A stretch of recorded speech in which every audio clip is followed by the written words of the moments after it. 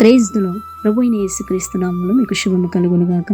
ఈ రోజు దేవుని వాగ్దానం, ఒకటి తల్లి వారిని ఆదరించినట్లు నేను మిమ్మల్ని ఆదరించదను. యెషయా 66:13. క్రీస్తునందు ప్రియమైన వాళ్ళారా, తల్లి తన బిడ్డను ఏ విధంగా కరుణిస్తుందో ఆ రీతిగా యేసుక్రీస్తు ప్రభువుల వారు మిమ్మల్ని కరుణించును, మిమ్మల్ని కాపాడును. మీరు బాధపడిన వేళలో ఆయన మిమ్మల్ని చేరదీయును.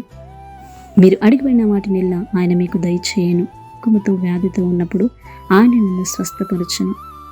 ఆయన క్షమించుటకు సిద్ధ మనసు కలిగిన గొప్ప దేవుడు గనుక ఆయన నిన్ను క్షమించును. నీ కొరకు ఆయన ప్రాణం పెట్టి ఉన్నాడు. కాబట్టి నిజమైన క్రైస్తవుడు ఎల్లప్పుడూ ఆయన ద్వారా ఆదరించబడును. తల్లి తన చంటి పిల్లను మరచినా వారైనా మరచుదురేమో గాని నేను నిన్ను మరువను, ఎడబాయనని సెలవిస్తున్న గొప్ప దేవుడు.